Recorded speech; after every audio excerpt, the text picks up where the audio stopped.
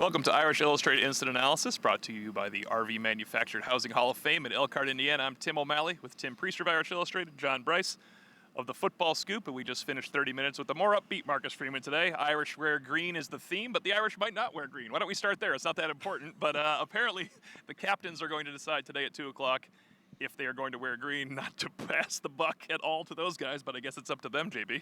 Boy, I would be fairly stunned the way this game has been marketed if Notre Dame did not wear its alternate all-green threads. But Marcus Freeman leaving it up to the four captains today, so I suppose we'll either find out on Notre Dame's social channels this evening, or we'll all be asking wardrobe questions tomorrow in our one session of the week with players. I would imagine, Tim, that the players would love to wear green. They haven't exactly been stellar here in Notre Dame Stadium so far, so I would imagine they would welcome a change of pace. I'd like to see names on the jersey as well, which leads us into some important names. Cooper Flanagan out for this week with an ankle injury. Joshua Burnham questionable with that ankle injury. And Jaden Mickey has decided to enter the transfer portal. This is game number 5. It's something we talked about in the preseason. I actually thought it might have been just after the season ended. But Jaden Mickey will enter the transfer portal. It makes sense. This has happened to Notre Dame every season since, I believe, 2018.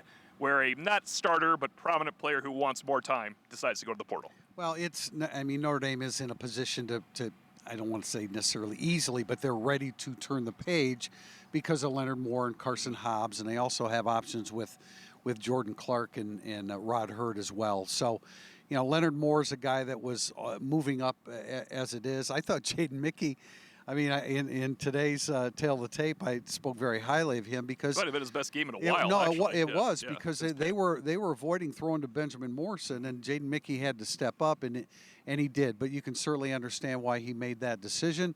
Leonard Moore moves into that spot. Carson Hobbs is still beating himself up for not coming up with the interception the other day. You could see on his face, he's like, I had a chance to make an interception in my first significant game as a freshman. I didn't make it, but those guys will move up, and best selected Jaden Mickey. It's been a tough road for him at Notre Dame, no doubt. If you're Mickey and your snaps are pretty steady, and they have been in that 20-ish, 25 range, and that's been his role, special teams, and the 5th or 6th guy coming into the secondary, you just put your best game on tape. You go into the portal with that game on tape. It's going to increase your NIL offers. That's the actual facts of college football today. So it's a savvy move for Jaden Mickey. It's unfortunate for Notre Dame, but I like the upside longer term of who they're going to plug into his place. Flanagan, that's a tough blow. We know he's been playing very well, but Eli Raridan, we heard Marcus Freeman complimenting him. He's coming along.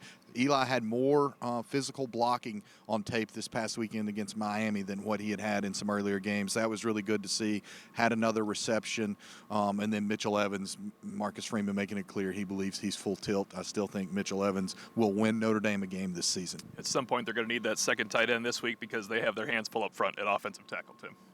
Well, there's no doubt. Ashton Gelati's a guy that I've loved since I saw him on film last year, and he is ever present. Number 9, you'll see him. He's before a big and dude. after the Notre Dame game, you loved him on film last year. Oh yeah, he was fantastic. In that game. No, he's outstanding, and he kind of similar in size to Nick Scorton. Those are big defensive ends, but as Marcus Freeman pointed out today, they'll move him inside. So they can take advantage, Louisville that is, to take advantage of the matchup issues that they can get. But the biggest matchup issue is still Ashton Gelati off the edge against still true freshman Anthony Knapp. And we talked to Marcus Freeman a little bit about the offensive line. He was asked specifically about Coogan and Spindler, naturally, because they had their first game played. Eric Hansen mentioned an outside service, noted that. I assume it was Pro Football Focus, noted it was their best games in a Notre Dame uniform. I'm not sure of that. But Freeman said, you know what? Tough start. They need time to gel out there, but at that point, things got better. And he also had a note about Emil Wagner I wanted to lead into for you. Yeah, well, Emil Wagner, of course, recovering what we all knew was a fumble in the end zone, showing some remarkable hustle there. But Emil has been playing well. One thing that stood out to me about Saturday for that rebuilt offensive line, yet again a rebuilt offensive line revamped, was that all 5 of those starters played all 60 snaps together. That's the best place to start to build continuity because you got 60 snaps together with your unit moving forward for the next several weeks at minimum, and especially going into this crucial game that really is the Notre Dame season on Saturday. Prister's 2 days into a deep dive into Louisville and their skill position players, while revamped at quarterback, at running back, and at wide receiver, are impressive yet again. Yeah, and they didn't. If you look at the highlights of the Georgia Tech win, they didn't run the ball very well. But, boy, they are dynamic in the passing game. Tyler Shuck, who came from Texas Tech, is a good quarterback. He can run a little bit. He has great size, 6'5", 225, and they have receivers to throw the football to. I encourage everybody to look at the highlight play by Ja'Cory Brooks, the transfer from Alabama, who's running down the sideline, gets interfered with, gets spun around a 360, and they throw the flag for the interference, but he makes the catch and goes ahead and scores the touchdown. They have a bunch of weapons in the passing game. Shuck has been good. Again, they didn't put up huge numbers per se. Actually, they scored touchdowns with a blocked field goal and then a bad decision by the Georgia Tech quarterback throwing the ball sideways. So it's a good football team. They have plenty of weapons offensively. Marcus Freeman talked about they take pride in running the football and stopping the run. They didn't run it very well against Georgia Tech, but they've got guys back there. It's a deep group of skill position players. JB, I asked our Louisville insider if Cullen Lacey will be back. I assume the answer is no, but you have some Louisville updates as well. Yeah, exactly. Louisville wideout Jaden Thompson, I believe I'm getting that name correct. He's their number 3 receiver on the season. He's already caught two of their 8 touchdown passes through 3 games. He's out for the remainder of the year. Jeff Brom announcing that today in his press conference that was almost coincident with Marcus Freeman's press conference. Additionally, safety Quincy Riley, who's a really good player, is questionable for this week's game. We'll continue to monitor that over the course of the week, but that's significant. And then I've seen Louisville a little bit on film. I was surprised at how much they dominated a really solid FCS program in Austin Peay that's been a regular FCS playoff program to open the season. But then when I went back and looked, and I've not seen the whole game, but when I watched them against Georgia Tech, they had some real struggles. And Georgia Tech severely outgained Louisville in that contest and really bottled up Louisville's run. We know, I think we're all 3 in agreement, the best element of Notre Dame's entire roster, offense, defense, special teams, is that secondary. Oh, yeah. Louisville will have to run some, or I don't think Tyler Shuff can be successful if he's only throwing the ball against Notre Dame. You know, what's interesting is Quincy Riley had a tremendous game against Notre Dame last year. If you don't remember, there were 6 targets. He gave up 1 catch. He also caught one from Sam Hartman. It was the big one of the first quarter, too, that kind of stemmed the tide early. Quincy Riley's a player, and they need him out there. We asked Marcus Freeman, speaking of Sam Hartman, there's a transition at quarterback still going on. We asked Marcus Freeman, or he was asked, what do you like most about Riley Leonard? And I thought it was a good question, actually, it was by a colleague of ours, and because fans see the mistakes, fans are frustrated with the passing game. What makes Riley Leonard a person that Marcus Freeman has so much faith in? Well, I mean, he provides yardage in a couple different ways. He hasn't put up big numbers passing the football, but he certainly has running the football. And what that does to a defense, it forces them to commit somebody to him in the running game, and theoretically that helps open up things in the passing game. It hasn't necessarily been the case yet, but there are still games to be played this year. And with Quincy Riley questionable or perhaps out, they have, and Freeman also said, look, Notre Dame has to take shots downfield, and they took some shots downfield. We all know about the 38-yard touchdown by Bo Collins, but Chris Mitchell, I thought that was his best game probably for because sure. Yes. He caught a couple slants, drew a flag downfield, as did Mitchell Evans. So they did throw the ball downfield, and they didn't all result into like a Ja'Cory Brooks level play. But when you draw a couple pass interference penalties, that adds to it. So hopefully that's opening up a little bit.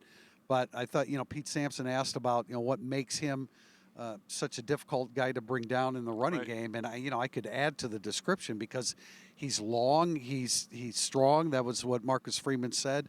And also he just has that ability to evade a tackler with his length and with his strength. So, I realize it hasn't looked pretty, and we're not covering up for Riley Leonard, as sometimes is said, but there was a little bit of progress after those 2 horrible throws that set the tone for the rest of the day in terms of how his performance would be interpreted. Anything else on Riley and the receivers? Well, I asked for less of a overview from Marcus Freeman. I got an overview from Marcus Freeman on the receivers, but I think that's how my question was posed, unfortunately. I just think the shots downfield were very helpful to that offense. Well, we talked about it Saturday night. Yeah. We talked about it post-game. We talked about it on Overtime Live. We talked about the fact that was such a huge step forward. Riley Leonard used the middle of the field more than he had at any other point in this past game. He tested things downfield more than he had at any other point in this past game, and he threw 50-50 balls at more rate this game than he did in any other game. I'm sure Marcus was thrilled when I opened today's press conference by asking him about Riley, but we heard it all from everyone, how unflappable he is. And you need an unflappable quarterback when the boos were as loud, understandably as loud as they were on Saturday. And I think that speaks to the toughness, the mental. We know about the physical toughness of Riley Leonard. Saturday, he showed his mental toughness. You have to have that at that position at Notre Dame. You guys know that so exponentially better than me. Tim, if I could pop in here, I don't know if we're going to get to this or not, but I asked about red zone. Red zone defense was huge on Saturday. If they don't pick off a pass and force a field goal, this is a much tighter football game. Notre Dame is 7th in the country in red zone touchdown percentage. They were great last year. Great last year as well. They were awful 2 years ago, and Marcus Freeman talked about, I don't know if I wrote it down here. I'm looking at this pad. What was it? Patience and patience rewards success. I think patience is key to so success. Right. And to your point, Tim, patience and preparation. Yeah. To your point, Tim, you asked a great question. You said, is that schematic or just evolution in the scheme? And he said, no, it's both. We found some things that we like and we believe in. I thought it was really interesting when he said Al Golden will say, put the ball on the 5-yard line. We're good. We're where we want to be. Without patience, without preparation, patience is just waiting. That was his good line. But the key is, we'll be back to talk about that and a lot more in our Irish Illustrated podcast coming up. Until then, for Tim Priester and John Brice, I'm Tim O'Malley. Thanks for watching Irish Illustrated Instant Analysis, brought to you by the RV Manufactured Housing Hall of Fame.